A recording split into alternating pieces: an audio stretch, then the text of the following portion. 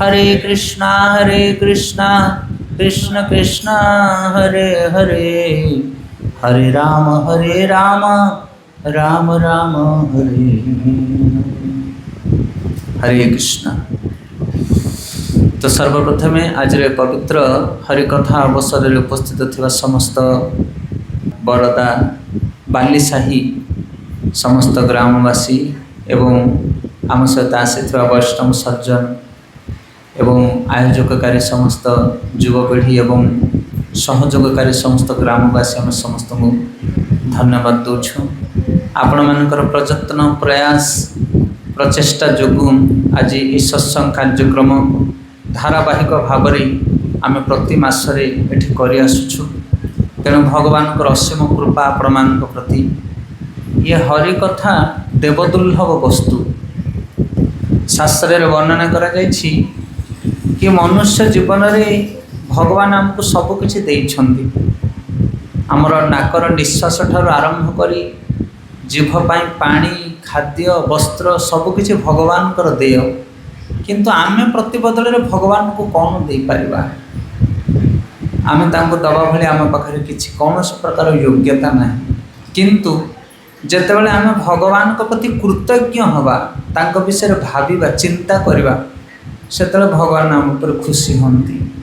जमिति पितामाता पुत्र पाई एते किछि करिछन्ति जे पुत्र जते चेष्टा कले पितामातांगर ऋण सुझी पारिबो नाही। सुझी पारिबो कौन सी पुत्र ता पितामातांगर ऋण सुझी पारिबा जगत रे कदापि असंभव। तो सेही भली भाबरे परम पिता होछन्ति भगवान, आ तांकर ऋण आमे कदापि सुझी पारिबा नाही।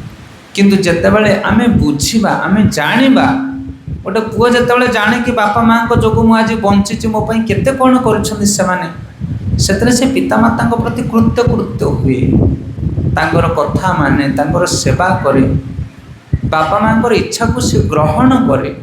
एटा होछि पुओर सबुठारु बड़ दान पितामातांक प्रति।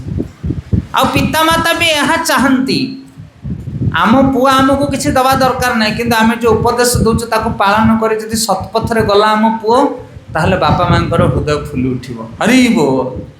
सेही भली भाबरे भगवान आम मानक पई शास्त्र रे अनेक कथा वर्णना करिसथि। से होचंदी पिता, से चाहती मोर सब संतान माने सुख और आनंदर सहित कालतिपात करंतु, किंतु जेतेबेले मनुष्य माने कुकर्म करी कुपथरे जाती सेतेबेले भगवान मध्य मन दुख करंती।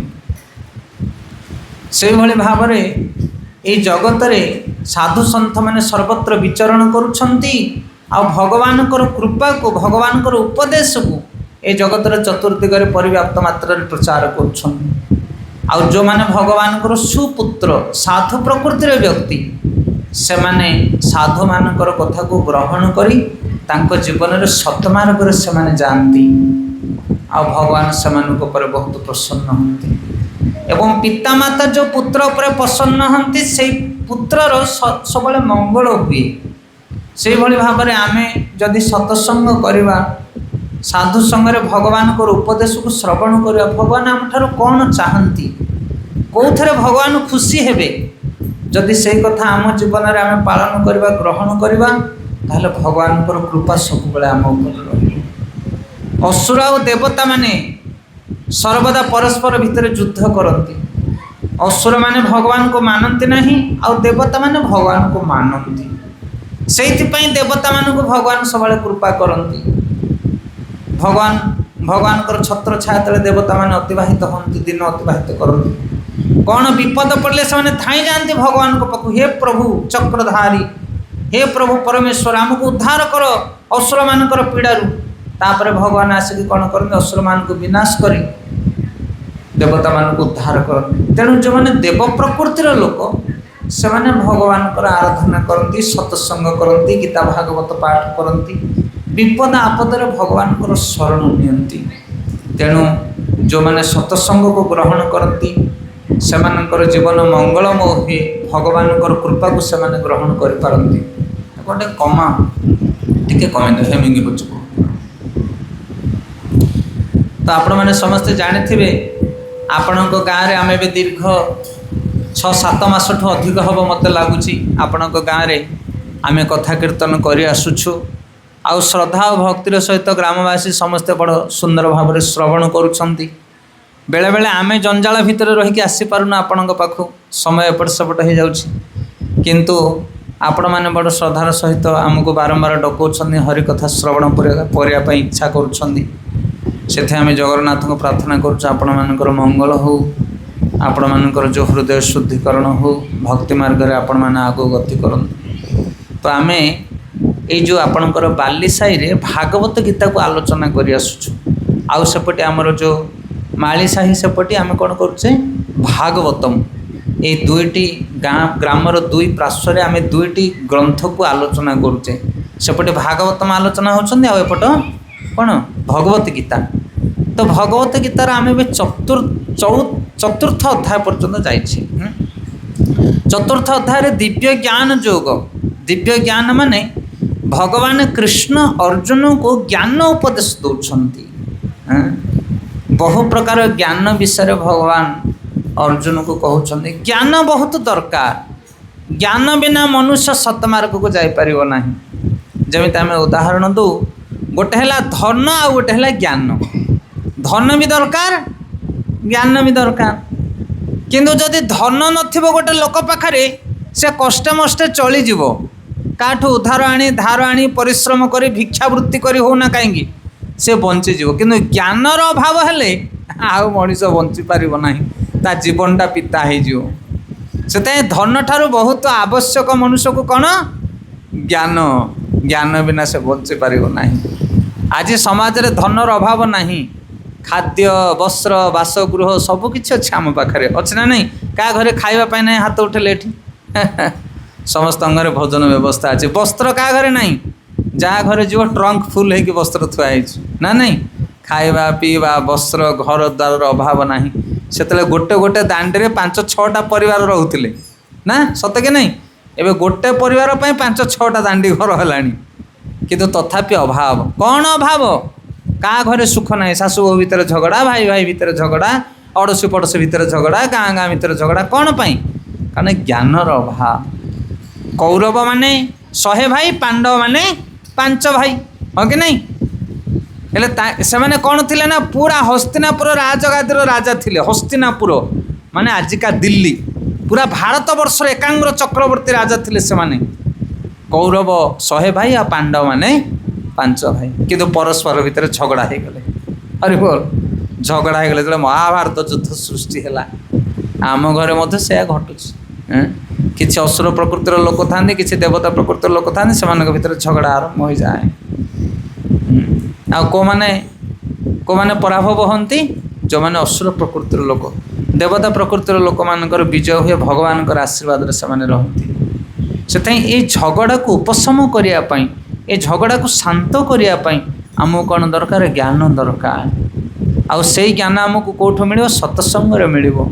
तो ये भगवान कृष्ण अर्जुन को उपदेश दौरान कौ जगार महाभारत युद्ध मझिरे दुई पटी सेना अच्छा गोटे पटी कौरव पार्टी आ गोटे पटी पांडव हजार हजार अक्षरणी सेना सामंत मैंने अच्छा युद्ध आरंभ हम शंख बाजी जाइए युद्ध आरंभ हम से समय भगवान कृष्ण अर्जुन को उपदेश प्रदान कर आम मानकर भी कंडीशन से सकाल पाइले युद्ध करें क्या सहित झगड़ा न कर जीवन में संग्राम चलती समस्त जीवन में आम जहाँ को गाली दौचे सी दुखी आम गाली दबा लोक दुखी ना तुम गाली देखी सुखरे अच्छ से समस्ते दुखी। अर्जुन कांदुंट मु युद्ध करी ना मोर निज लोक मान को मु मारिबी नहीं आ भगवान कृष्ण तक उपदेश दौरान युद्ध करू ना करूनु कौन करवा दरकार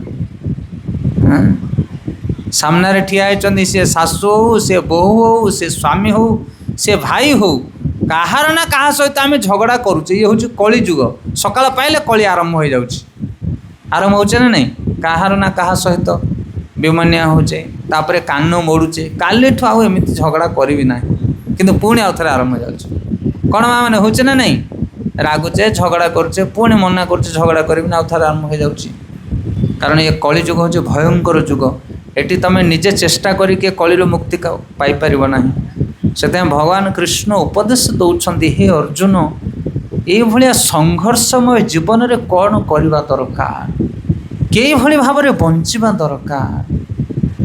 ଆପଣ କିଛି ନ କହିକି ବଞ୍ଚିପାରିବେ ନାହିଁ, କହିଲେ ଝଗଡ଼ା, ନ କହିଲେ ମଲା ମଣିଷ, ଏମିତି ହୁଏ କି ନାହିଁ? କ'ଣ କରିବ ଘର ସଂସାର ଭିତରେ, କେତେ ଆଖି କାନ ବୁଝିକି ରହିବ? ଯାହା ଘଟୁଛି ଘରେ, କହିଲେ ଝଗଡ଼ା ଆରମ୍ଭ ହେଉଛି। ହରିବୋଲ। ସମସ୍ତେ ଏଇ କଥା କହନ୍ତି ଆମକୁ। ଏ ପ୍ରସଙ୍ଗରେ ଗୋଟେ ବଢ଼ିଆ କଥା ମୋର ମନେ ପଡ଼େ। ଥରେ ଗୋଟେ ଗାଁ ମୁଣ୍ଡରେ ଗୋଟେ ବହୁତ ବଡ଼ ସାପ ରହୁଥାଏ। ସେ ସାପକୁ ଦେଖି ସବୁ ଗାଁ ଲୋକମାନେ ଡରନ୍ତି, ସେ ରାସ୍ତାରେ କେହି ଯାଆନ୍ତି ନାହିଁ। ଯିଏ ଯିବ ସେ ସାପ କ'ଣ କରେ, ଶୁଙ୍କାର ନାଦ କରେ, ଯାହାକୁ ଯିବ ତାକୁ ଆଘାତ କରେ। ଗାଁ ଲୋକମାନେ ବହୁତ ପରିଶାନ ସାପ ଯୋଗୁଁ। ଥରେ ନାରଦ ମୁନି ସେ ରାସ୍ତା ଦେଇକି ଯାଉଥିଲେ। ଗ୍ରାମବାସୀମାନେ ତାଙ୍କୁ ନିବେଦନ କଲେ, କହିଲେ ମହାରାଜ, ଆପଣ ତ ବାବାଜୀ ସାଧୁସନ୍ଥ ଲୋକ, କ'ଣ ଗୋଟେ ଉପାୟ କରନ୍ତୁ, ଗୋଟେ ବିଶାଳ ସର୍ପ ରହିଛି ଆମ ଗାଁ ମୁଣ୍ଡରେ, ବହୁତ ଲୋକଙ୍କୁ ସେ ଆଘାତ ପହଞ୍ଚଉଛି, ଆମେ ଯିବାକୁ କଷ୍ଟ ହେଉଛି। ନାରଦ ମୁନି ସେ ରାସ୍ତା ଦେଇକି ଗଲେ। ସାପ ଯେତେବେଳେ ଗର୍ଜନ ମାରିଲା, ନାରଦ ମୁନିଟାକୁ ଡାକିଲେ, କହିଲେ ଇଆଡ଼େ ଆସିଲୁ। ସାପ ଆସିଲା। କହିଲେ କ'ଣ ହେଲା ମହାମୁନି? କାରଣ ମୁନି ଲୋକ ସେମାନେ, ସାଧୁସନ୍ଥମାନେ। କହିଲେ ହରେ ତୁ କ'ଣ ପାଇଁ ଲୋକଙ୍କୁ ଆଘାତ କରୁଛୁ? ଏଠି ଗ୍ରାମବାସୀମାନେ ଯିବା ଆସିବା ହେଉଛନ୍ତି। ନା କ'ଣ କରିବି ଆଜ୍ଞା, ସର୍ପ ଜନ୍ମ ଦେଲୁ, ମୋତେ ସ୍ୱଭାବ ଛାଡ଼ିବି କେମିତି? ନା ଦେଖେ, ତୁ ସେ ସବୁ କାମ କରନା। ସର୍ପ ଜନ୍ମ ପାଇଛୁ ଯଦି ଏଭଳି କର୍ମ କରିବୁ ଆହୁରି ନିଚ ଜନି ପ୍ରାପ୍ତ ହେବୁ। ତେଣୁ ଗୋଟେ କାମ କର, ଏସବୁ ମାରାମାରି କାମ ବନ୍ଦ କରି ତୋ କାମ ତୁ କରିକି ସାଧୁ ପ୍ରକୃତିର ହେଇଯା। ନାରଦ ମୁନି ବଡ଼ ସାଧୁ ସ୍ୱଭାବର ଲୋକ। ନାରଦ ମୁନି ଯାହାକୁ ବୁଝେଇବେ ସେ 100% ବୁଝିବ, ହଁ କି ନାହିଁ? କେତେ କେତେ ଲୋକଙ୍କୁ ସେ ବୁଝେଇଛନ୍ତି। ତ ଏମିତି ବୁଝେଇ ଦେଲେ ସାପକୁ, ସାପ ନାରଦ ମୁନିଙ୍କର ଶିଷ୍ୟ ବନିଗଲା। କହିଲା ଆପଣ ମହାରାଜ ଯାହା କହିବେ ତାହା କରିବି। ନାରଦ ମୁନି କହିଲେ କାହାକୁ କ୍ଷତି ପହଞ୍ଚେଇବୁନୁ, ଗଛ କୋରଡ଼ରେ ରହିକି ତୋ କାମ ତୁ କର। ଏଥର ନାରଦ ମୁନି ଚାଲିଗଲା ପରେ ସେ ଆଉ କାହାକୁ କିଛି କହିଲାନି। ଗାଁ ଲୋକମାନେ ସେବାଟେ ଯିବା ଆସିବା କଲେ, ଦେଖିଲା ଆସକୁ ଆଉ ତାର ଆବାଜ କିଛି ହେଲାନି। ପିଲାମାନେ ଗଲେ ଆରାମସେ ତାକୁ ନିର୍ଭୟରେ ଗଲେ ଯିବା ଆସିବା କଲେ। ଧୀରେ ଧୀରେ ସାପକୁ ଚାହିଁଲେ, ସାପ ବସିଥାଏ ସିନା, କାହାକୁ କିଛି ଆକ୍ରମଣ କରେନି। ଏଥର ଛୋଟ ଛୋଟ ପିଲାମାନେ ଯାଉଥିଲେ, ସେମାନେ ତାକୁ କ'ଣ କଲେ, ଚୁଗୁଲି ପରିହାସ କଲେ, ଦେଖରେ ସାପ ସାଧୁ ହେଇଗଲା, ଆଉ କିଛି ଆବାଜ କରୁନି। ତାପରେ କିଛି ଦିନ ପରେ ତାକୁ ଗୋଟେ ଗୋଟେ ପଥର ମାରିଲେ, ସେ ସାପ ଆଉ କିଛି ହେଲାନି। ତାପରେ ପିଲା ତ ମାଙ୍କଡ଼ ପିଲେ, ବୁଦ୍ଧି ତାଙ୍କର ସେଭଳିଆ, ବଡ଼ ବଡ଼ ପଥର ଲଗେଇକି ତା ମୁଣ୍ଡ ଦେହ ସବୁ କଣା ହେଇଗଲା ସାପର। କାରଣ ତାକୁ ତ ନାରଦ ମୁନି ଶିକ୍ଷା ଦେଇଛନ୍ତି କାହାକୁ କିଛି କହିବୁନି। ବହୁତ ଦିନ ପରେ ନାରଦ ମୁନି ସେବାଟେ ଆସିଲା ବେଳେ ସାପର ଅବସ୍ଥା ଖରାପ, ଅର୍ଦ୍ଧମୃତ ଭଳିଆ ପଡ଼ିଛି ସେ। ନାରଦ ମୁନି ଯେତେବେଳେ ଯାଉଛନ୍ତି, ସାପ ଆସିକି ପ୍ରଣାମ କଲା, କହିଲା ଗୁରୁଦେବ ଦେଖ ମୋର କି ଅବସ୍ଥା, ଆପଣଙ୍କର ଉପଦେଶକୁ ମାନିକି ମୋର ଏଇ ଦୁର୍ଦ୍ଦଶା। ନା ରେ ଏମିତି କ'ଣ ହେଇଛି ତୋ ଦେହ? ନା ଆପଣ କହିଲେ କାହାକୁ ମାରିବୁନୁ, ଆକ୍ରମଣ କରିବୁନୁ। ମୁଁ ଚୁପଚାପ ଧୀରେ କୋରଡ଼ରେ ବସିକି ରହିଲି, ମୋତେ ପିଲାମାନେ ଚୁଗୁଲି କଲେ, ତାପରେ ମୋତେ ପଥର ଛାଡ଼ିକି ମୋ ମୁଣ୍ଡ କଣା କରିଦେଇଛନ୍ତି। ହରି ବୋଲ। ତାପରେ ନାରଦ ମୁନି କହିଲେ ଆରେ ମୂର୍ଖ, ତୋତେ ସିନା କାହାକୁ ଆକ୍ରମଣ କରିବା ପାଇଁ ମନା କଲି, କିନ୍ତୁ ଶୁଙ୍କାର ତୁ ଖାଲି ମାରିବୁ, ଯିଏ ଆସ ତୋ ପାଖକୁ ସଁ କିନା ଫଣାଟା ଟେକି ଦେଲେ ସବୁ ଛାଡ଼ି ପଳେଇବ ତୋତେ। କ'ଣ ବୁଝିପାରିଲ ନା ନାହିଁ? ନାରଦ ମୁନି ତାଙ୍କୁ ଉପଦେଶ ଦେଲେ, କହିଲେ ବୁଦ୍ଧିଟା ଶିଖେ କେମିତି ବଞ୍ଚିବୁ ସଂସାରରେ। କାହାକୁ ମାରିବା ଦରକାର ନାହିଁ, କିନ୍ତୁ ଶୁଙ୍କାରଟା କାଢ଼ିବାକୁ ପଡ଼ିବ। ହରି ବୋଲ। ଶୁଙ୍କାର କାଢ଼ିଲେ ଯେମିତି ଲୋକମାନେ ସବୁ ପଳେଇଯିବେ। ସେଥିପାଇଁ ଚୈତନ୍ୟ ମହାପ୍ରଭୁ କହିଲେ ଅନ୍ତରରେ ନିଷ୍ଠା କର, ବାହ୍ୟ ଲୋକ ବ୍ୟବହାର, ଅଚିରାତେ କୃଷ୍ଣ ତମାର କରିବେ ଉଦ୍ଧାର। ସ୍ୱାମୀ ସ୍ତ୍ରୀ, ପୁଅ ବୋହୂ, ନାତି ନାତୁଣୀ, ଅଡ଼ୋଶୀ ପଡ଼ୋଶୀ, ଘର ପରିବାର ହେଇକି ଆମେ ବଞ୍ଚିଛେ, ଆମେ କହିବା, କିନ୍ତୁ ହୃଦୟରେ କାହା ପ୍ରତି କିଛି ବିରାଗ ରଖିବା ନାହିଁ। କ'ଣ ବୁଝିପାରୁଛନ୍ତି ନା ନାହିଁ? ପିତାମାତା ହିସାବରେ ଆମେ ଅଛେ, ଯଦି ଆମର ପୁଅ ଝିଅମାନଙ୍କୁ ଆମେ ଯଦି ଶିକ୍ଷା ନ ଦେବା ତାହେଲେ ସେମାନେ କୁପଥରେ ପଳେଇଯିବେ। ସେଥିପାଇଁ ଆମେ କହିବା, ସାପ ଯେମିତି ଶୁଙ୍କାର କରେ କିନ୍ତୁ କାହାକୁ ମାରେ ନା। ନାରଦ ମୁନି ଉପଦେଶ ଦେଲେ, ଆଜିଠାରୁ ଯିଏ ତୋ ପାଖକୁ ଆସିବୁ ଗର୍ଜନ କରିବୁ, ତୁ ଯେମିତି ଗର୍ଜନକୁ ଶୁଣି ସବୁ ଚାଲିଯିବେ, କିନ୍ତୁ ହୃଦୟରେ କାହାକୁ ମାରିବା ପାଇଁ ଇଚ୍ଛା କରିବୁ ନାହିଁ। ତ ସେଭଳି ଭାବରେ ଭଗବାନ କୃଷ୍ଣ ଜଗତ ଗୁରୁ ରୂପରେ ଉପଦେଶ ଦେଉଛନ୍ତି ଅର୍ଜୁନଙ୍କୁ। ଅର୍ଜୁନକୁ ଉପଦେଶ ଦେଉନାହାନ୍ତି, ସମଗ୍ର ବିଶ୍ୱ ବ୍ରହ୍ମାଣ୍ଡର ମାନବ ସମାଜକୁ ଉପଦେଶ ଦେଉଛନ୍ତି ଭଗବାନ, କି କେଉଁଭଳି ଭାବରେ ସମାଜରେ ଆମେ ବଞ୍ଚିବା, କେମିତି କର୍ମ କରିବା, ପରିବାର ସହିତ ସମ୍ପର୍କ କେମିତି ରଖିବା, এই ଜଞ୍ଜାଳମୟ ଜୀବନରୁ ଆମେ କେମିତି ଉଦ୍ଧାର ହେବା, ତା ବିଷୟରେ ଭଗବାନ ଉପଦେଶ ଦେଉଛନ୍ତି। ଇଏ ଚତୁର୍ଥ ଅଧ୍ୟାୟ ହେଉଛି ଦିବ୍ୟ ଜ୍ଞାନ ଯୋଗ। ଅର୍ଜୁନଙ୍କୁ ଭଗବାନ କହୁଛନ୍ତି ଯେତେ ପ୍ରକାର କର୍ମ ରହିଛି ତାକୁ ଜ୍ଞାନ ପାଇଁ ବା ଯଜ୍ଞ ପାଇଁ କର୍ମ କର। ଯଜ୍ଞାର୍ଥେ କର୍ମ କନ୍ତୟ ଅନ୍ୟତ୍ର ଲୋକାୟ କର୍ମ ବନ୍ଧନାତ୍। ଆମେ ଯେଉଁ କର୍ମ କରୁଛେ ତାହା ଯଜ୍ଞ ଉଦ୍ଦେଶ୍ୟରେ ହେବା ଦରକାର। ଏବଂ ଭଗବାନ କହୁଛନ୍ତି ବିଭିନ୍ନ ପ୍ରକାର ଯଜ୍ଞ କର୍ମ ରହିଛି, किछि द्रव्यमय यज्ञ आ किछि ज्ञानमय यज्ञ। द्रव्यमय यज्ञ अपेक्षा ज्ञानमय यज्ञ होछि श्रेष्ठ। द्रव्यमय यज्ञ माने कौन? जमिति आपण माने धूप दीप नड़िया कदली नहीं कि जाउछन भगवान को भोग लगेया पाई, किछि द्रव्य नहीं कि जाउछन। हरि बोल। आमे किछि द्रव्य नहीं कि शिव मंदिर को गले नड़िया कदली धूप दीप क्षीर बेलपत्र नहीं कि माली को देदेले, माली महापात्र पूजा कले, आपण चरणामृत पाइक टिके आसिले। ये है द्रव्यमय यज्ञ बा द्रव्य को लेकिन पूजा करवा। आ ज्ञानमय यज्ञ माने कौन ना शिवंग विषय ज्ञान अर्जन करवा। शिव कौन पसंद करती, शिव को कौन दरकार, कौ भाया व्यवहार कले शिव प्रसन्न हेबे, ताऊ कह जाए ज्ञानमय यज्ञ। कौन बुझिले? 100 लोक नहीं दीप लगे दियंती, किंतु ता भीतर गोटे लोक कौन करे से दीप को बाहर करके बाहर फिंगे। से दीप लगेले जी पुण्य मिलिवो, से पोड़ा दीप को बाहर कले ताठू 7 गुणा पुण्य मिल। कौन बुझिपारे? ताकू कह जाए द्रव्यमय यज्ञ, आपको कह जाए ज्ञानमय यज्ञ। तेणु द्रव्यमय यज्ञ जगत रे समस्ते करते, किंतु ज्ञान अभाव लोक मैंने ज्ञान यज्ञ करिपारंती नहीं। से भगवान चतुर्थ अध्याय कहउछंदी मनुष्य जहाँ कर्म करिवो ताहा ज्ञानयुक्त हो जदि कर्म करे ताहले से भगवान को प्रसन्न करि पारिबो। आपण जहाँ कर्म करुछंदी, घरे बाहाघर होउछ ना नहीं कार, समस्त पुओ झियो बाहर होउछंदी, घर तैयारी करुचे, जमी चाष करुचे, रोषे करके खाऊचे, कुणिया मैत्र बंधु बांधव जाऊचे, कौन न करुचे मनीष सब करुची, किंतु ज्ञान नहीं तार। ज्ञानर अभाव जो कर्म करुची, पैसा मेंचे खर्च करुची, गध भलिया खटुची, किंतु फल जीरो। कौन बुझीपार ना क्या कथा? झील को डिमांड दब 10 लाख टंका, जानी जाऊे गहना गांठी, बाहागर सरला पर समंदी आनी कहे ह से कौन देइछि कि बोले सैला कि तुम दबाटा, तुम मुहटा कौन हम नेली पड़ जे कौन लाभ है दे देते जिनस। शाशु शशुर शला शाली खटी खटी परिश्रम करी करी गोटे झीटी को पार करेंगे, आ झील पार है शशुर घर कहे कौन ना कौन देइछन्ति आमको, बोले सरला तुम दबाटा। से ये द्रव्य देकी क्या तुम संतुष्टि करिपारिबो नहीं। ज्ञानवान हो, जहाँ कर्म करुच, तमे रोषई करुच, हाँ घर तैयारी करुच, बाहाघर करुच, बुद्धिमान है कि कर्म कर, ताको कह जाए कौन ना ज्ञानमय यज्ञ। आ यज्ञ अर्थ हो भगवान को संतुष्ट करवा।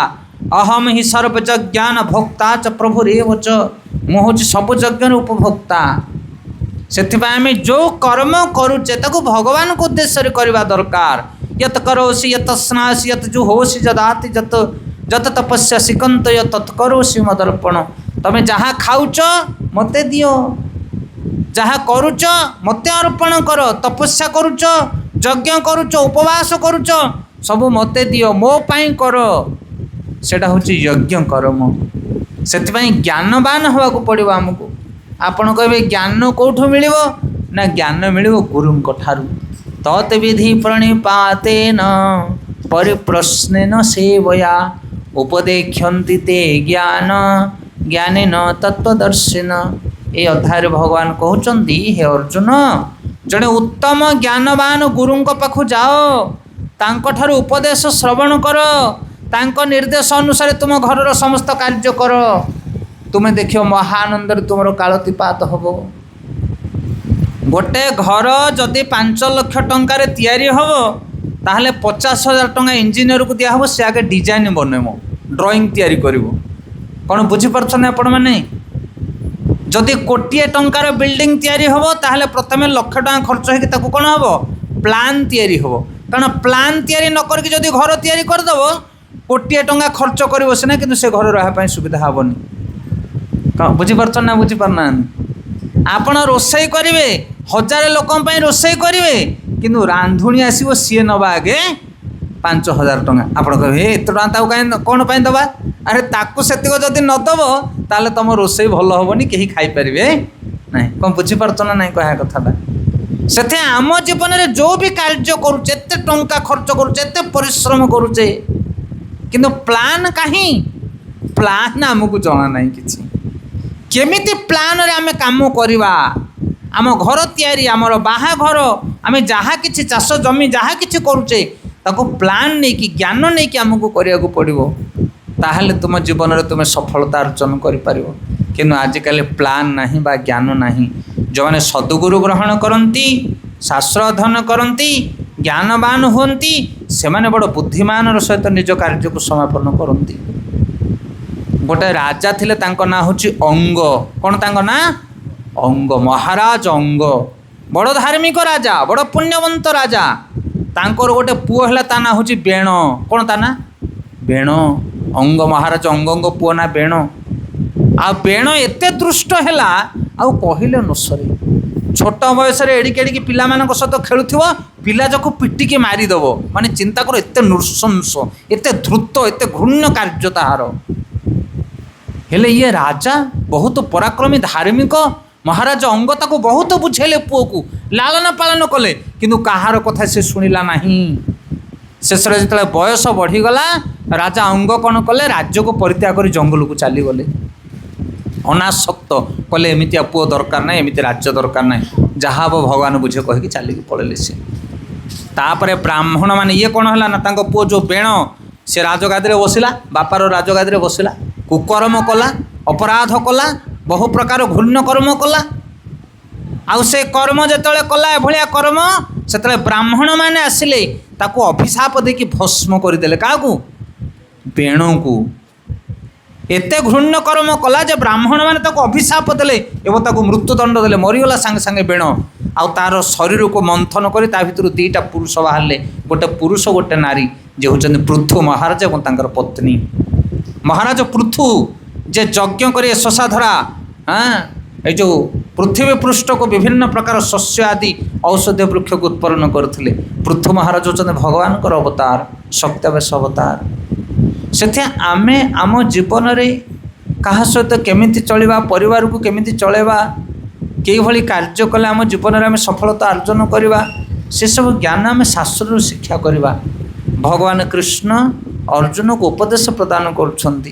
अनेक गुड़िए शिक्षा जो माने पाठ साठ पढ़ुछंती जो माने चाकरी बाकरी करुछंती जो माँ माने रोषेवास करुछंती जो वयस्क लोक मानकर काम धंदा सरीगलानी पुओ झील बाहाघर करके बसिछंती घरे काम किछि नाई समस्त गीतार उपदेश अच्छी किए कौन कर कार ड्यूटी कौन समय अनुसार आम जब कार्य करवा आम जीवन में आम सफलता अर्जन करवा तेणु भगवान कहते हे अर्जुन तुम जड़े उपयुक्त गुरु जाओ एवं से गुरु सानिध्य रही भगवान भजन करने शिक्षा ग्रहण करो ततिविधि प्रणिपातेन परिप्रश्न सेवया उपदेक्षन्ति ते ज्ञान ज्ञान न तत्वदर्शिन तापर कहते जिते बेले तुम यहीपरि भाव में जड़े तत्वदर्शी गुरु ठार ज्ञान अर्जन कर तुमे आउ एही माया पतित हेब नहीं से तुम जानिब जे समस्त प्राणी मोर अंशविशेष अटंती एवं सेमाने मो ठारे अछंती एवं मोर अटंती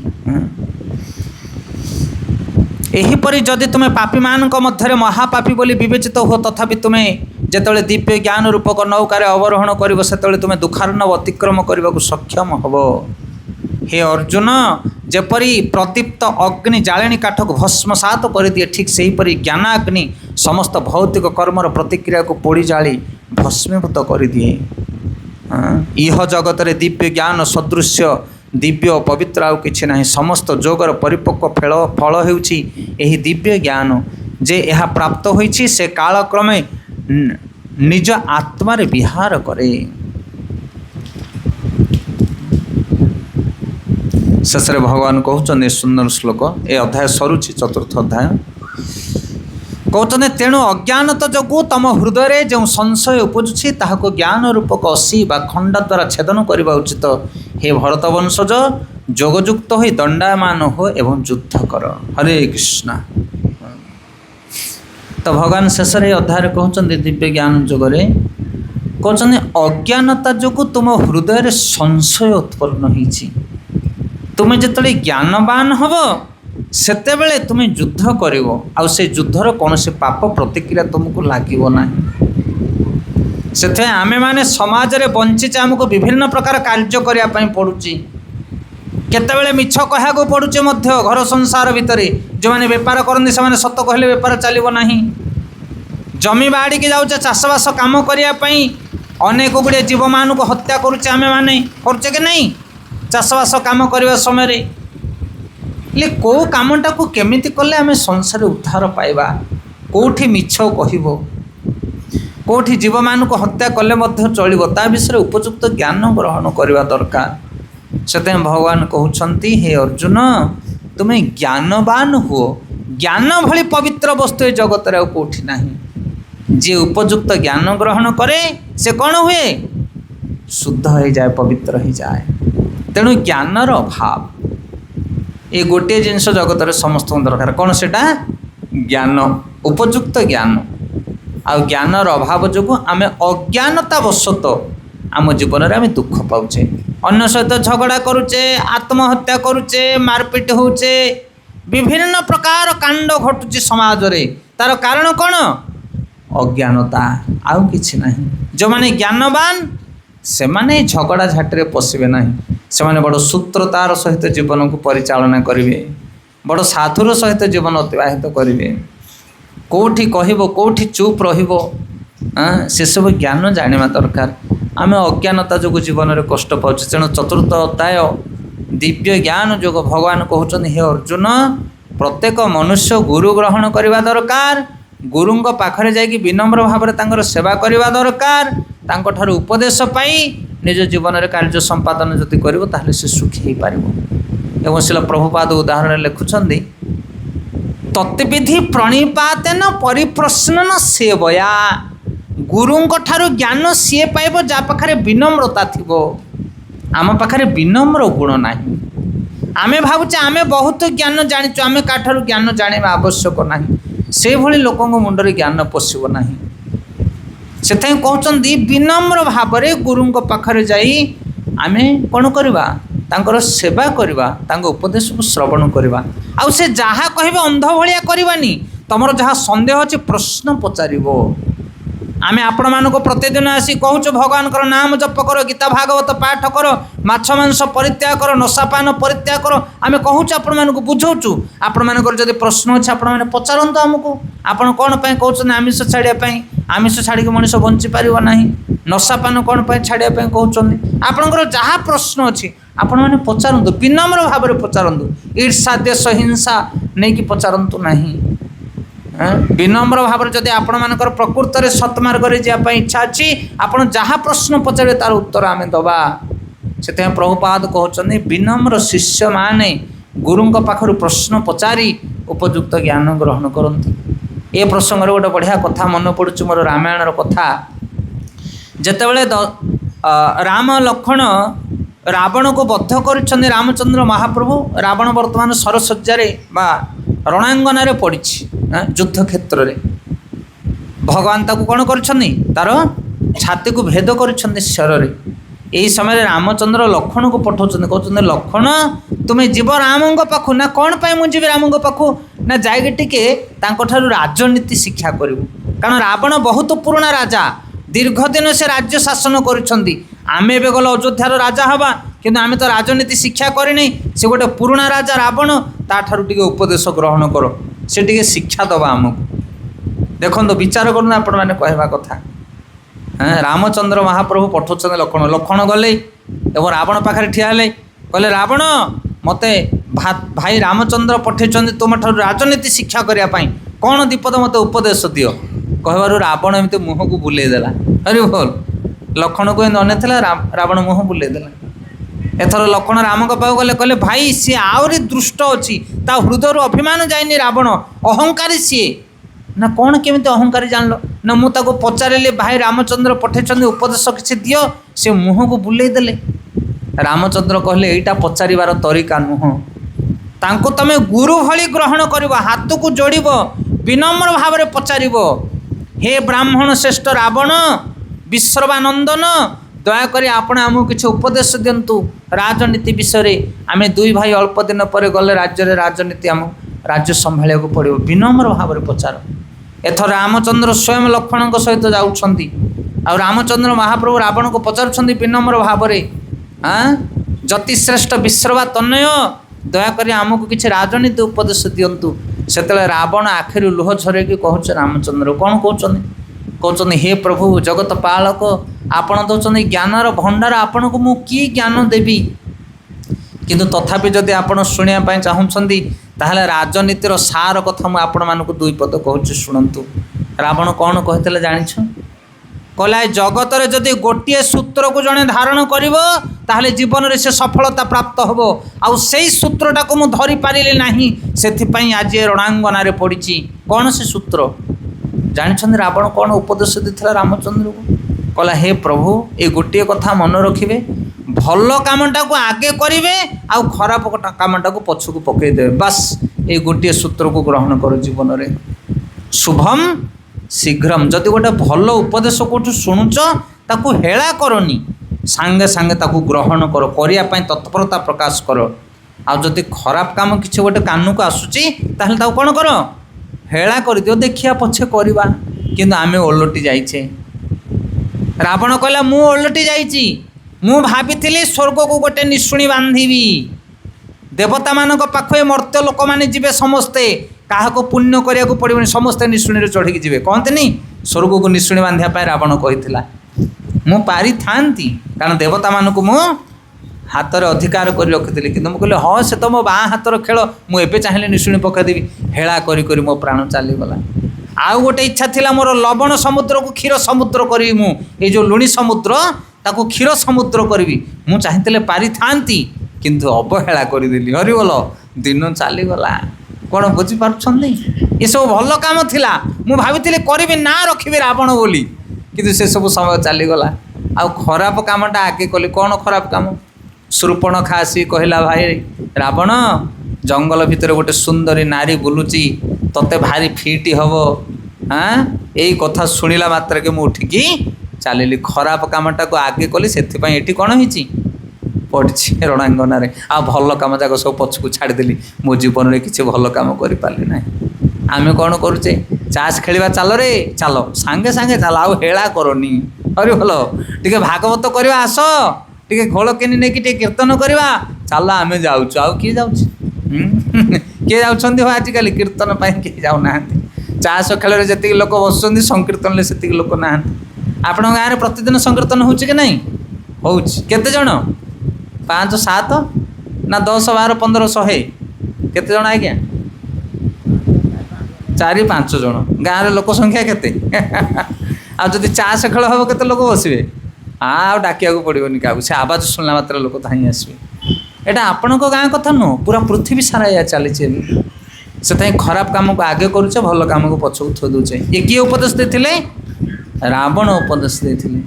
ସେଥିପାଇଁ ଏଠି ଭଗବାନ କହୁଛନ୍ତି ବିନମ୍ର ଭାବରେ ଆମେ ଯାଇକି ପ୍ରଶ୍ନ ପଚାରିବା, ତାହେଲେ ଆମେ ଉପଦେଶକୁ ପ୍ରାପ୍ତ ହୋଇପାରିବା। ତେଣୁ ଆପଣମାନଙ୍କୁ ବି ଅନୁରୋଧ, ଆପଣମାନେ ପ୍ରତି ପ୍ରୋଗ୍ରାମ ମାନଙ୍କରେ ସତ୍ସଙ୍ଗ ଆଟେଣ୍ଡ କରନ୍ତୁ, ଆଉ ବିନମ୍ର ଭାବରେ ଶୁଣନ୍ତୁ, ଯାହା ଆପଣଙ୍କ ହୃଦୟରେ ପ୍ରଶ୍ନ ଅଛି ପଚାରନ୍ତୁ। ଇଏ ଅମୂଲ୍ୟ ରତ୍ନ। ଦିନେ ରାବଣ ଭଳି ଆମେ ମଧ୍ୟ ମୃତ୍ୟୁ ଶଯ୍ୟାରେ ପଡ଼ିବା, ଆଉ ସେତେବେଳେ ଭାବିବା, ଚିନ୍ତା କରିବା, ଆହା ହା ହା ହା, ଦିନ ଯାକ ସବୁ ଚାଲିଗଲା, ହରି ଟିକେ ଭଜନ ହେଇପାରିଲା ନାହିଁ। ହରି ବୋଲ। ସେଥିପାଇଁ ଏବେଠାରୁ ଆରମ୍ଭ କରନ୍ତୁ ହରି ଭଜନ। ଆଉ ଦିନ ବେଳ ନାହିଁ ଆଜ୍ଞା, କିଏ କହିବ କାହାର କେତେବେଳେ ମୃତ୍ୟୁ ଘଡ଼ି ଆସିକି ପହଞ୍ଚିଯିବ। ଆମେ ଆଣିଛୁ, ଗାଡ଼ି ନେଇକି ଆସିଛୁ, ଆଜି ଜପମାଳ ବହୁତ ଆଣିଛୁ, ଏକାଦଶୀ ପୁସ୍ତକ ଆଣିଛୁ। ଗଲା ଥର ଏକାଦଶୀ ବିଷୟରେ କହିଥିଲୁ, ଆଜ୍ଞା ମୁଁ କହିଥିଲି ଏକାଦଶୀ ପୁସ୍ତକ ଆଣନ୍ତୁ, ଏକାଦଶୀ ପୁସ୍ତକ ଆଣିଛୁ, ଜପମାଳ ଆଣିଛୁ, ବହୁ ପ୍ରକାର ଜିନିଷ ସବୁ ଆଣିଛୁ। ଆପଣମାନେ ନିଅନ୍ତୁ, ଭଗବାନଙ୍କର ନାମ ଜପ କରନ୍ତୁ। ନାମ ଭଳି ଜଗତ ଭିତରେ ପବିତ୍ର ଜିନିଷ ଆଉ କିଛି ନାହିଁ। ତେଣୁ ସମସ୍ତେ ଆବାଳ ବୃଦ୍ଧ ବନିତା ଭଗବାନଙ୍କର ନାମ ଜପ କର। କେଉଁ ଧର୍ମ ଦୀକ୍ଷା କଥା ଛାଡ଼ନ୍ତୁ, ଆମେ ଆପଣମାନଙ୍କୁ ଦୀକ୍ଷା ଦେବା ପାଇଁ ଆସୁନୁ। ପ୍ରତିଦିନ ଘରେ ଗୀତା ଭାଗବତ ଟିକେ ପଢ଼ିବ, ପ୍ରତିଦିନ ଭଗବାନଙ୍କର ନାମ ଟିକେ ଜପ କରିବ। ଇଏ ଶାସ୍ତ୍ରର ସିଦ୍ଧାନ୍ତ। କିଏ ମହାପୁରୁଷ ନାହିଁ ଏ ଜଗତରେ ଯେ ହରିନାମକୁ କାଟିଦେବ। ହରିନାମ ଛଡ଼ା ଆଉ ଯୁଗରେ ଧର୍ମ କିଛି ନାହିଁ। ସେଥିପାଇଁ ଯେ ନାମ ନ କଲା ତାର ଆଉ ଧର୍ମ କିଛି ନାହିଁ। କଳିଯୁଗର ଯୁଗ ଧର୍ମ ହେଉଛି ହରିନାମ। ତେଣୁ ଦୟାପୂର୍ବକ ଆପଣମାନେ ସମସ୍ତେ ଭଗବାନଙ୍କର ନାମ ଜପ କରନ୍ତୁ। କିଛି ବିଧିବିଧାନ ନାହିଁ। ଯେତେ ପାପିଷ୍ଟ ହେଇଥାଅ, ଯେତେ କୁକର୍ମ କରୁଥାଅ, ଭଗବାନଙ୍କର ନାମ ଜପ କଲେ ସବୁ ଉଦ୍ଧାର ହୋଇଯିବ। ତେଣୁ ହରିନାମ କରନ୍ତୁ ଆପଣମାନେ। ଗୋଟେ ବୈଷ୍ଣବ ସଙ୍ଗ ଗାଇବା, ସୁନ୍ଦର ଗୀତଟିଏ। କେଇଭଳି ଭାବରେ ଭକ୍ତ ଭଗବାନଙ୍କୁ ନିବେଦନ କରୁଛନ୍ତି। ବୈଷ୍ଣବ ଆଚାର୍ଯ୍ୟମାନେ କହୁଛନ୍ତି आमर भावना कौन रहा दरकार, भगवान प्रति आमर कौन जाचना रहा दरकार। आम पागल भली केवल बुलुचे, पूजा आराधना करुचे, भगवान को कौन ना कौन मागुचे।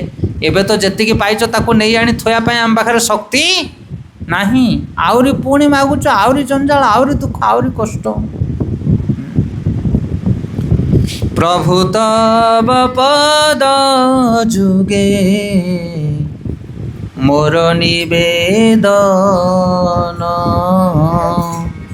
प्रभु तब पद जुगे मोर निवेदन। नाही मागी देह सुख विद्याधन जन, नाही मागी देह सुख विद्याधन जन। प्रभु तब पद जुगे मोर निवेदन, प्रभु तब पद जुगे मोर निवेदन। ए गीत रे भक्ति विनोद ठाकुर, ए गीत रे भक्ति विनोद ठाकुर कहउचंदी प्रभु कौन दरकार, कौन दरकार मते आउ कौन दरकार नहीं। कहउचंदी मते दरकार नहीं, कौन दरकार नहीं ना देह सुख मोर लोड़ा नहीं, मोर विद्या दरकार नहीं, मोर धन दरकार नहीं। आना करी प्रार्थना कोनो विभूतिर लागी, ना करी प्रार्थना कोनो विभूतिर लागी। नाही मागी स्वर्ग आर मोक्ष नहीं मागी, नाही मागी स्वर्ग आर मोक्ष नहीं मागी। प्रभु तब पद जुगे मोर निवेदन, प्रभु तब पद जुगे मोर निवेदन। भक्ति विनोद ठाकुर, आचार्य भक्ति विनोद ठाकुर चारि धाड़ी गीत लिखुं मत कौन दरकार नहीं, किंतु आमे सकाळ पाइले सेटा दरकार करुचे।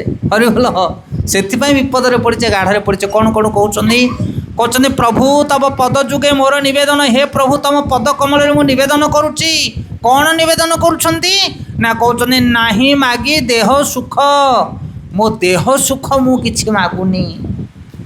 बीमार हो गले आमे कहउचे प्रभु बीमार भल कर दियो, सेटा की सुख, सेटा देह सुख। गोटे घर खंडे केमिति करिबे प्रभु कृपा कर, चालटा अच्छी ताको भांगी छात घर खंड कर पारनी, छात घर कले कौन हम, आनंदरे टिके शोइबी घर भितर, सी देह सुख। ए जगत रे जेते प्रकार खाइबा शोइबा लगेबा पिंधिबा ये सबु देह सुख। से वैष्णव मैंने कहते ये देह सुख आमको दरकार ना, ये 2.5 दिनिया देह सुख, ये देह तो 2.5 दिनिया, ये देह सुख केते दिनिया, आज अच्छे देह काली के ना। कहते नाही मागी देह सुख विद्या धन जन, विद्या भी दरकार ना मोर। आप कहे विद्या दरकार ना ना, विद्या माने कौन, सबुथारे पारंगम, गाइबा बजेबा नाचिबा कहवा केते प्रकार विद्या अच्छी, मते किछि विद्या जना ना। हरिबोल, जाको कहबो मते किछि जना ना, ता पाखरे विनम्रता रहिबो। एई जगत रे जदि आम पाखरे विद्या हे गला, आम भीतर अभिमान जागृत होबो।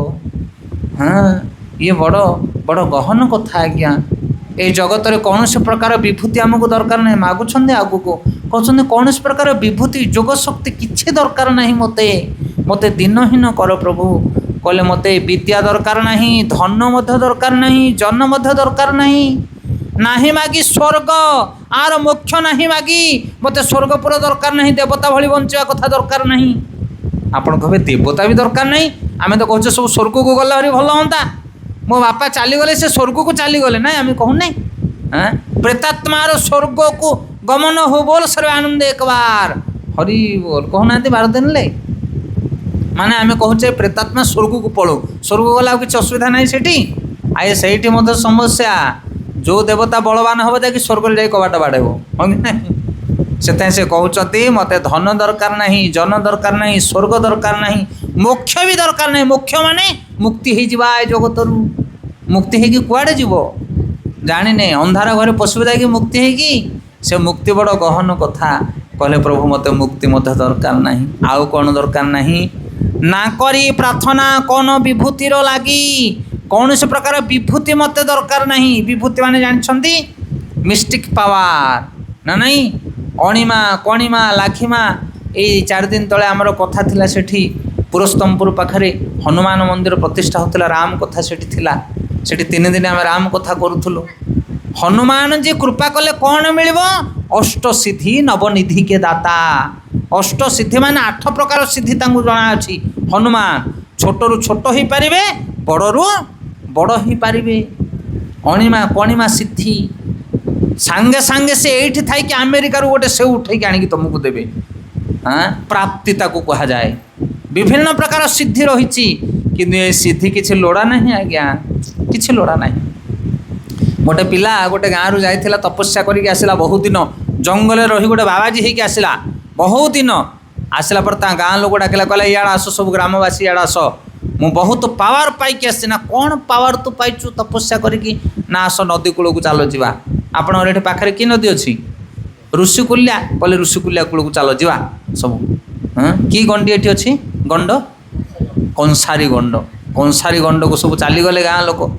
से तपस्या करके आसी हंसपुर पाखे कंसारी गंड कहले कौन तपस्या बापा करुचु ना, पानी उपरे मु चलिकी पलैबी एत तपस्या मु करुची। दीर्घ 20-30 वर्ष अनाहार रही तप आचरण करुची, विभूति पाइची मु। कि विभूति ना पानी ऊपर चलिकी पलैबी। से सांगे सांगे पानी ऊपर चलिकी पलैला।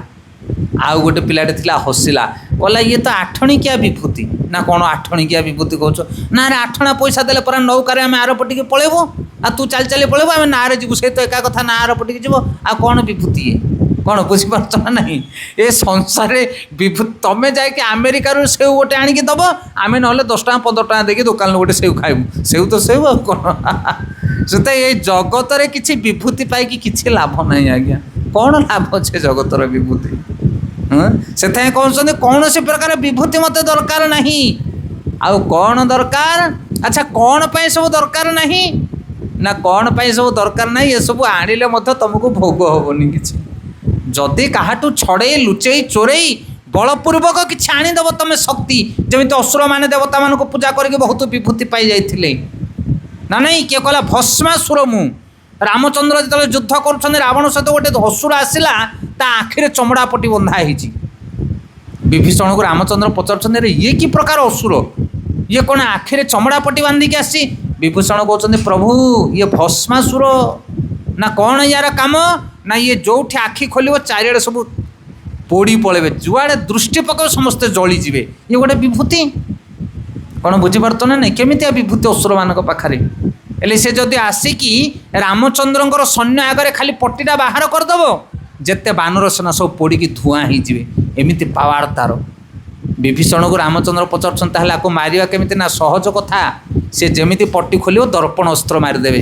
दर्पण अस्त्र माने कौन, चारिआडे खाली दर्पणमय हो जुआड़े अनुभव तार निज रूप को देखिए से जलिकी हरिबोल हो गोटे क्षण भितर तार काम फाइनाल। कौन बुझीपार क्या कथा। एमती असंख्य विभूति अच्छे जगत भितर।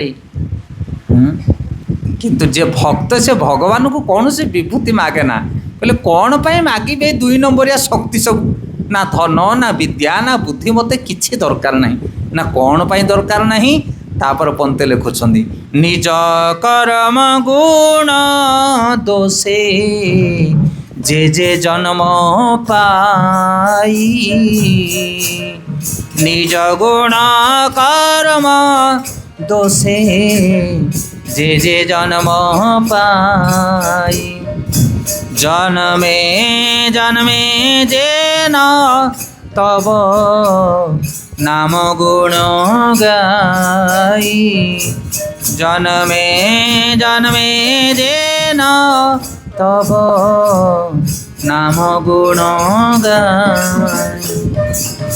कहते निज कर्म गुण दोषे जेजे जन्म पाई मु जो जन्म पाई मोर निज कर्म जो पाई जदि मु आज गरीब अच्छी गरीब बापार पुओ कारण पूर्व जन्म सेमती कर्म करी गरीब घरे जन्म होती पूर्व जन्म भल काम करी से धनी घरे जन्म होती ज्ञान कम अच्छी विद्या कम अच्छी पूर्व जन्म कर्म अनुसार जीव को यही जन्म विद्या बुद्धि धन सबकि मिले से कहते हे प्रभु मु पूर्वर जो कर्म करी से अनुसार फल मु पाई से मत एक्स्ट्रा धन जन किसी दरकार ना मत जी मिली कर्मफल अनुसार से मोपाई बेस्ट हरि बोल ये हूँ ज्ञान ये हूँ ज्ञान आपण मानक मु पूर्वर कही लिटरिकिया पानी बोतल उपर आउ 50 लिटर पानी ढाले रही आज्ञा टोपाटे रही कहीं कारण कंपानी पूरा बनई लिटरिकिया बोतल आउ टोपाटे रही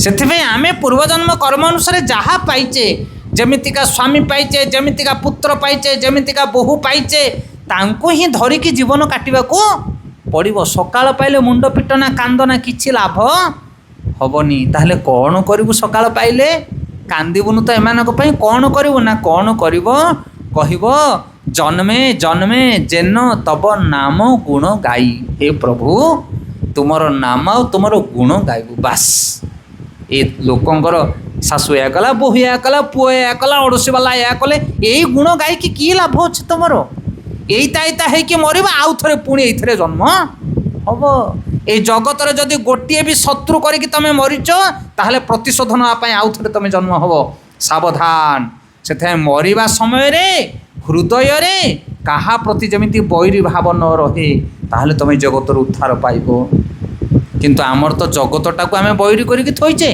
हरि बोल बिल पाखे बिल जार सी आमर शत्रु घर पाखे घर जार सी आमर शत्रु शत्रु ना नहीं हाँ मित्र कहीं नहांती केते जन्म घांटी हुआ तार ठिकाना नहीं से ज्ञान प्राप्त हो पूर्व जन्म कर्म फल अनुसार मु पाई अड़ोशी पड़ोशी जमी धन विद्या पुत्र संपत्ति सब पूर्व जन्म अनुसार पाई हे प्रभु लोड़ा नहीं किसी मत आ कौन दरकार ना तुम नाम केमिति मुझे गान करी से कृपा कर एई मात्र आशा मम तोमार चरणी एई मात्र आशा मम तोमार चरणी अहेतु की भक्ति हृदय जागे अनुक्षणे अहेतु की भक्ति हृदय जागे अनुक्षणे विषय जे प्रीति एबे आछये आमार विषय जे प्रीति एबे आछये आमार से मत प्रीति हौक चरणे तोमार से मत प्रीति हौक चरणे तोमार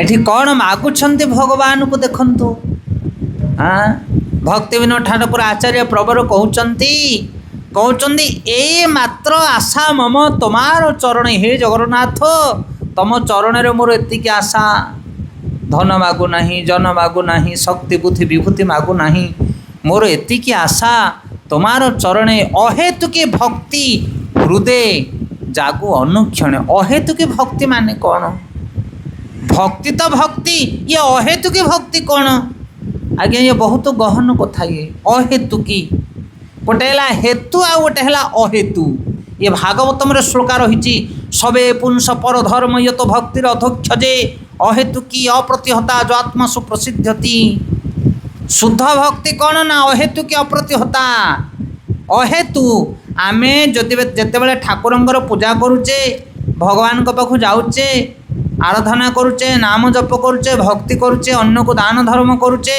से आम हृदय किसी इच्छा अच्छी हेतु हेतु माने कौन इच्छा ए हेतु मु ए काम कली से हेतु मु कली ए हेतु से हेतु हेतु माने कौन जोगु किसी गोटे इच्छा अच्छी हाँ कि हेतु तुम सियाड़े गल ना ये हेतु मु गली हेतु माने बुझीपार ना हेतु अर्थ कौन गोटे इच्छा थी कि करवा किंतु आमे भगवान पूजा करवा कौन सी हेतु रहिबो नाही जेमिति गोटे बापा माँ गोटे पुत्र सेवा करे बापा माँ कौन पे पुत्र सेवा करे तार किसी कारण नहीं कारण पितामाता होचंदी आमको जन्मदात्रा सी आमको सबकि लालन पालन कर जोड़ा प्रथम मुझे कहते आपण मानक गोटे पुओ को पचारे तो बापा माँ कौन पे तू एत सेवा करुचु बेसी सेवा करण एथर बंद कर दिए से कौन कह मरवा पर्यंत मो बापा माँ सेवा करी कह ना नहीं अरे तो बापा माँ तो रोजगार करना बुढ़ा बुढ़ी हो गले गोड़ हाथ पड़ा कहीं सेवा करुचु तू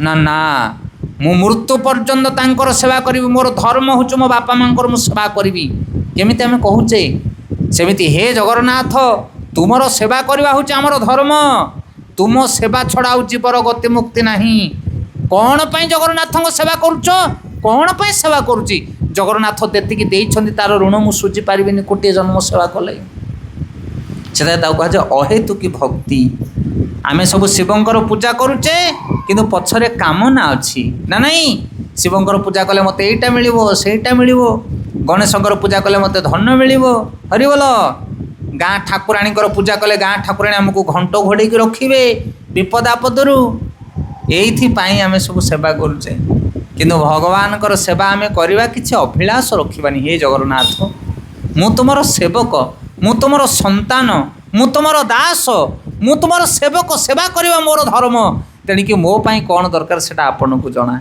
गौर प्रेमानंदे हाँ ये हूँ सेवा अहेतुकी सेवा जदि तुम जगन्नाथ सेवा करी किछि मागुच शिवंग सेवा करी किछि मागुच शिव तुमको सेटा देदेबे आ तुमको भूली जिवे तू मोर सेवा कलु किछि मागिलु मु तते नहीं गली ताको बेपार बोली कहा जाए व्यवसायत्मक बुद्धि ना ना यहाँ बेपार आमे पैसा दौचे आलू बैगण किणिक आणुचे सेमती शिवंकर पूजा कले शिवंकठू किछि उपहार पाइले किंतु जे शिवंकर पूजा करी शिवंकठू किछि अभिलाष रखिबो नाही ताकू भक्ति कहा जाए शिव सब बेले तुम ऊपर लक्ष्य रखिथिबे अरे से भक्तटा मोर कुआडे गला एते सेवा करूची केबे किछि मागुनी शिव तुम पाखरे ऋणी मन करिवे मु कहूथिले आपण मानकू जणे कोटिपति लोक हो तमे ता घरे जाइके काम करिवो पैसा आनिबोनी पळि आसीबो 3-4 दिन काम कला परे से कोटिपति लोकटा मध्य तमे भिकारी हिथिले मध्य तुम बाटू से अनेइबो हाँ कि नहीं से ऋणी हो जीवो तुम पाखरे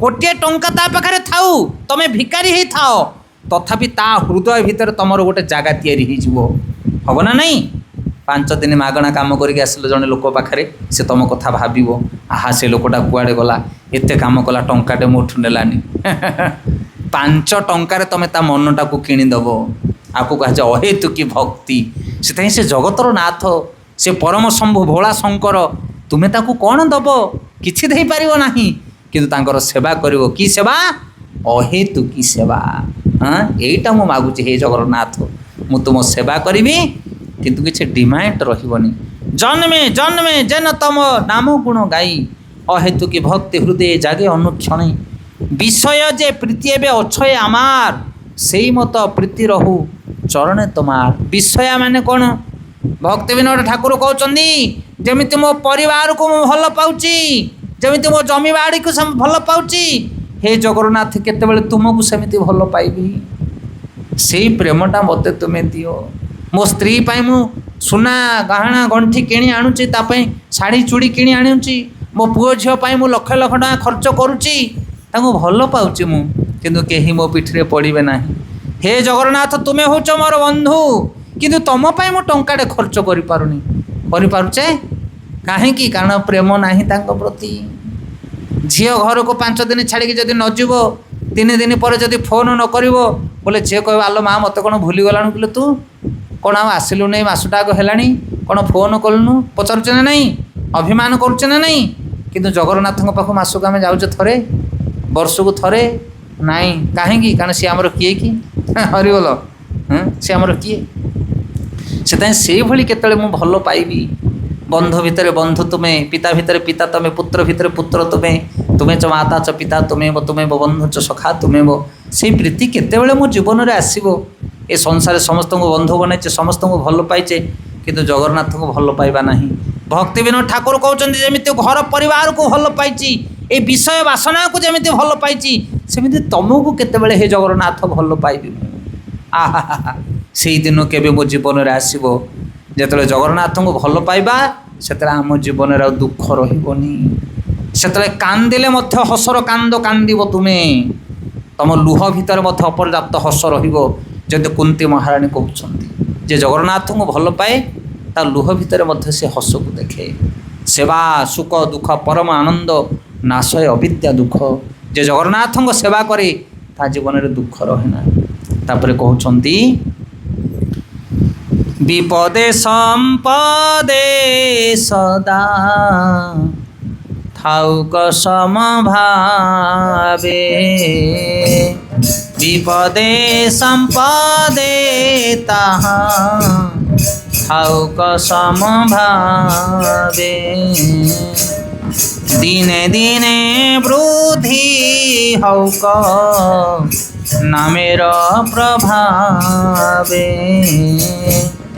দিনে দিনে বৃদ্ধি হৌক নামর প্রভাবে, পশু পক্ষী হয়ে থাকি স্বর্গে বাণী রয়ে, পশু পাখি হয়ে থাকি স্বর্গে বাণী রয়, তব ভক্তি রহু ভক্তি বিনোদ হৃদয়ে, তব ভক্তি রাহু ভক্তি বিনোদ হৃদয়। ভক্তি বিনোদ ঠাকুর কହୁଛନ୍ତି সেই মত প্রীতি হৌক চরণে তোমার। কেউ মত? যেমিতি সংসারକୁ ଭଲ ପାଇଛି ସେମିତି ତୁମ ଚରଣରେ ମୋର ପ୍ରୀତିଟା ରହୁ। ବିପଦେ ସମ୍ପଦେ ତାହା ଥାଉକ ସମଭାବ, ବିପଦ ଆସୁ କିମ୍ବା ସମ୍ପତ୍ତି ଆସୁ, ହେ ଜଗନ୍ନାଥ ତୁମକୁ ଯେମିତି ମୁଁ ଭୁଲି ନ ଯାଏ। ତମେ ଯାହାକୁ ଭଲ ପାଉଛ ବିପଦ ପଡ଼ିଲେ ବି ତାକୁ ଖୋଜିବ, ସମ୍ପତ୍ତି ପଡ଼ିଲେ ବି ତାକୁ ଖୋଜିବ। ଖୋଜିବ ନା ନାହିଁ? ହରିବୋଲ। ଘରେ ଯଦି କିଛି ଉତ୍ସବ ମହୋତ୍ସବ ହେଲା ବୋଲେ ତମର ଯିଏ ପ୍ରିୟ ଲୋକ ତାକୁ ଆଗେ ମନେ ପକାଇବ, ଝିଅ ଜ୍ୱାଇଁକି ଆଗେ ଫୋନ୍ କରିଦେବ ନା ନାହିଁ? ଆମ ଘରେ ଉତ୍ସବ ହେଉଛି, ଯାତ୍ରା ହେଉଛି, ନାଚ ହେଉଛି, ଝିଅ ଲୋ ପୁଅ ଝିଅମାନଙ୍କୁ ଧରିକି ଆସିବୁ, ଜ୍ୱାଇଁକି ଡାକିଦେବୁ। ଗାଁରେ ନାଚ ହେଉଛି, ଗାଁରେ ଭୋଜି ହେଉଛି, ଯାତ୍ରା ହେଉଛି, ସବୁ ଆସିବ ହେରି, କାରଣ ଭଲ ପାଉଛ ଝିଅ ଜ୍ୱାଇଁକି ନାତି ନାତୁଣୀକି। ଆଉ ଘରେ ବିପଦ ପଡ଼ିବ, ଅସୁବିଧା ପଡ଼ିବ, ସେତେବେଳେ ମଧ୍ୟ ଆଗେ ଝିଅ ଜ୍ୱାଇଁକି ଫୋନ୍ କରିଦେବ, ଆଲୋ ଝିଅ ଜାଣିଛୁ ତୋ ବାପାର ଏମିତି ହେଲା ସେମିତି ହେଲା ସେମିତି ହେଲା, ବୋଲେ ପୁଣି ଝିଅ ଜ୍ୱାଇଁ ଧାଇଁ ଆସିବେ, କ'ଣ ହେଇଛି ବାପାର କ'ଣ ହେଇଛି ନା ନାହିଁ? କାରଣ ତାଙ୍କୁ ଆମେ ଭଲ ପାଉଛେ। ସେଥିପାଇଁ ଯେମିତି ଭଲ ପାଇବା ଲୋକକୁ ବିପଦରେ ବି ଡାକୁଛ, ସମ୍ପଦରେ ବି ଡାକୁଛ, ସବୁବେଳେ ତାକୁ ଖୋଜୁଛ, ସେମିତି ହେ ଜଗନ୍ନାଥ ମୋର ବିପଦ ସମୟରେ ସମ୍ପଦ ସମୟରେ ମୁଁ ତୁମକୁ କେମିତି ଖୋଜିବି, ମୋତେ ସେଇ କୃପାଟା କର। ଏବେ ନା ତୁମକୁ ବିପଦରେ ଖୋଜୁଛେ ନା ତୁମକୁ ସମ୍ପଦରେ ଖୋଜୁଛି। ହଁ ବିପଦରେ ବେଳେବେଳେ ଖୋଜୁଛି, ବେଶୀ ବିପଦ ପଡ଼ିଲେ। ଆଉ କ'ଣ କହୁଛନ୍ତି? ଦିନୁ ଦିନେ ବୃଦ୍ଧି ହଉକ ନାମର ପ୍ରଭାବେ। ସେଥିପାଇଁ ଆମେ ଜଗନ୍ନାଥଙ୍କୁ ଭଲ ପାଇବା, ଜଗନ୍ନାଥଙ୍କୁ ଖୋଜିବା ଦିନ ରାତି 24 ଘଣ୍ଟା। କେତେବେଳେ ନା ଯେତେବେଳେ ହରିନାମକୁ କରିବା, ନାମର ପ୍ରଭାବେ।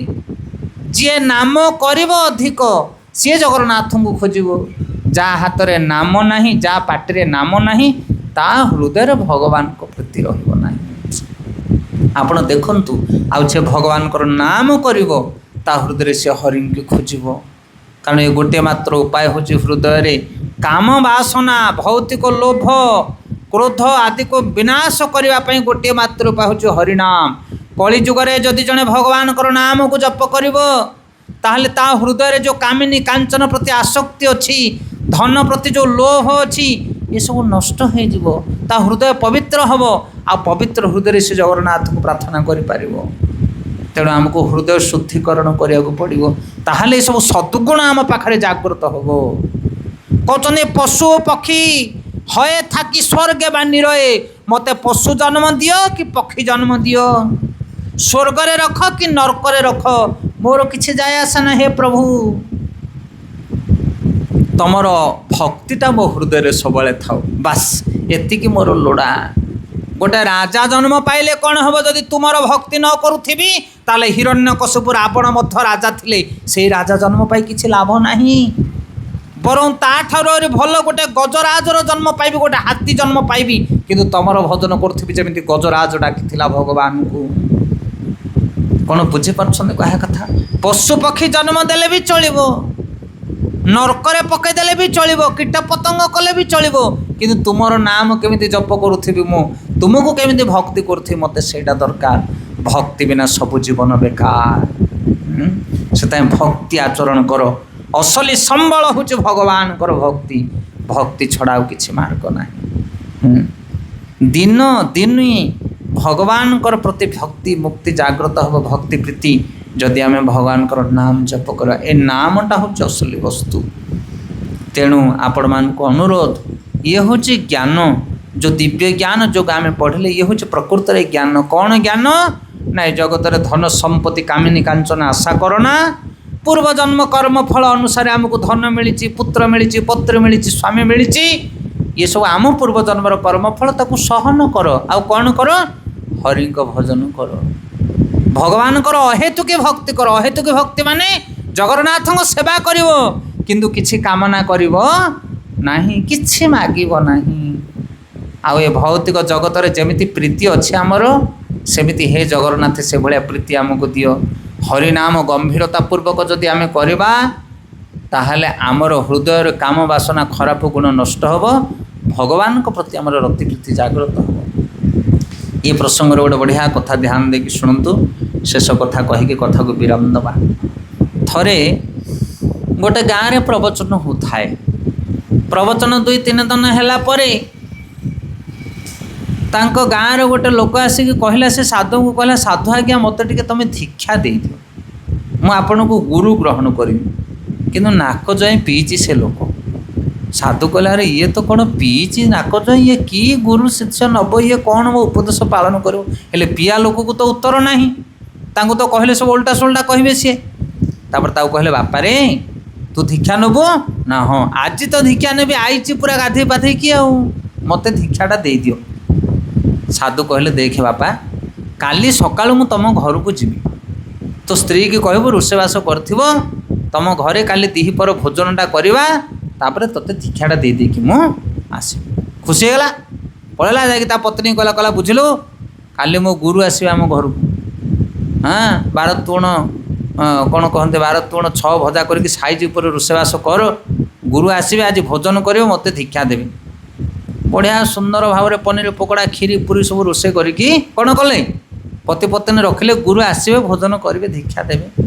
ये कौन कर बाबाजी ना ता पूर्व दिन राति जो खाई से थालीटा को धोई ना सी आज राति आप खाई सारापर से थाली धोइबेनी सकाळु से थाली कौन हम गंध हम कि नहीं सी कारण रातिटाक से अंठा रही पुणी 12टा हो गला माने आउरी से कदर्य हो गला राति रे बाबाजी जो खाई से थाली धोई ना सब लगी से थाली रे विभिन्न प्रकार अंठा जिनस ता देहरु फिंपी लगिगला से थालीटा को बेग भितर पूरिकी बाबाजी चलिले जाकि घर पहुँची गले मधुआहार घरे मधुआ पूरा सजबाज होगी अच्छी दीक्षा नवा आज सुंदर आसन पकईदेला बड़ सुंदर बढ़िया तार कंसा बासन थाली गोटे रखी नुआ थाली पेटरू बाहर करके आनी थोईदेला कहला गुरुदेव बसंतु भोजन करेंगे आगे तापर दीक्षा देवे ना यही थाली रे मु खाइबी ना रे ये थालीटा नहीं जा कहला गुरुदेव कौ थे खाइब ना मुझे गोटे थाली आनी तापर गुरु कौन कले से गंधिया थालीटा बाहर कले से काली जो बेले गोटे खाई अंटा फंटा लगी पूरा कचरा होगी अच्छी ताकू तो कहले ये आणिकी दे जहाँ रोषे करुचु से देखीदेला थालीटा कहला गुरुदेव यहाँ कि थाली आनीच गंधिया बासना हो ना आणुन मु थोईकी सफा करदेवी तापर देवी ना धुआ धुए नहीं यही कचरा थाली रे का मु खाइबी तू जहाँ रोषे करुचु दे तापर से हाथ जोड़ा कहला गुरुदेव केते लागी पड़ी आम पति पत्नी दिज जाक सकाळु पनीर पकोड़ा खीरी पूरी सब करूँ ये कचरा थाली पकेले सेटा का स्वाद लगे ना आमर परिश्रम जाक सब बेकार हो तुम ये थालीटा धोईदवा आण ना मुझे गोटे नुआ थाली देवी तापर बाबाजी कहले मुंडरे बुद्धि पशिला ना पु तोर ए अरे सकाळु 2 घंटा लगिकी तुम रोषेबास कर पति पत्नी पूरी खीरी पनीर गंडे सेतिक दवापाई तुमको गोटे भल थाली दरकार ना तुम परिश्रमटा बेकार जीव आ मु जो जीवनटा एक परिश्रम करके गुरु होती तो कचरा थाली केमी से भिक्षाटा देवी तोते मु हरि बोल तो पात्र टे सफा करे धन रे तो पात्र भीतर तो कचरा भरी होगी रही नाक जाए पीऊचु तू सकाळ पाइले आ मु केमती गुरु दीक्षाटा तोते देवी कौन बुझीपारुचु तो ना हाँ गुरुदेव बुझिली ना से भीतरटा सफा करे माने मद मांस खराब जिनस को छाड़े हृदयटा को पवित्र करे तापर मु ते गुरु दीक्षाटा देले तू सेटा को पालन कर कौन बुझीपार से गुरु कहले कहले जदि दीक्षा नवा तोर एत इच्छा शिष्य हवा तोर जदि एत इच्छा ताहले आज भगवान नामटा को तू ने ए नामटा को जदि सकाळ संध्यार तू धारावाहिक भाव में नबू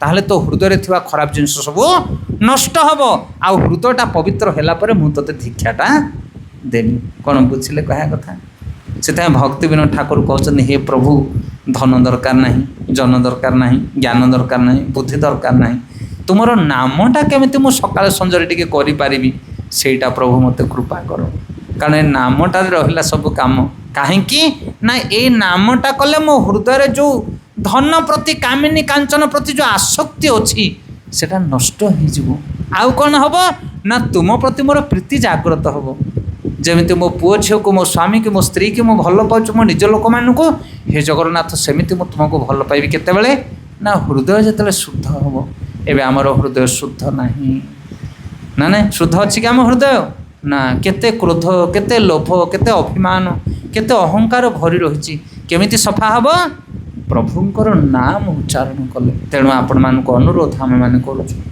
दयाकोरी आपण मैंने प्रभुंकर नाम नियंतु नाम नेले आपण को अपार आनंद प्राप्त हम आपण को हृदय पवित्र हो माछ मांस सब जिनस आपण दूरे आपण से जो काढ़िया को पड़ोनी जमी मेडिसिन खाइले देहर ताती मुंड बथा धीरे धीरे चली जाए सेमती तुम पाखे सब खराब गुण चलीज आज कथा कथा के तुम क्रोध प्रकाश करुच भगवान नाम निय मन एत शांत हो तुमको लोके हाणीदेले तुम बुलिकी चाहबू ना एत शुद्ध पवित्र हो तुम हृदय तेणु भगवान नाम करतु आबाल वृद्ध वनिता समस्ते प्रभुंकर नाम कर काम कर नाम कर निज कर्तव्य अवहेला करनी जे जो काम करुच 10 गुणा काम कर आम काम बंद करूँ किंतु काम सहित नाम कर नाम न कले हृदय पवित्र होबनी तेणु शेष ये हूँ प्रकृतर ज्ञान जो दिव्य ज्ञान चतुर्थ अध्याय भगवान कहते प्रत्येक कर्म ज्ञान युक्त ही कर बा भगवान नाम कर भौतिक जगत प्रति आसक्ति रखना ये हूँ प्रकृत ज्ञान आठर बड़ ज्ञान जगत में किसी ना आ ज्ञान ही मनुष्य को पवित्रीकरण कराए गौर प्रेमानंदे।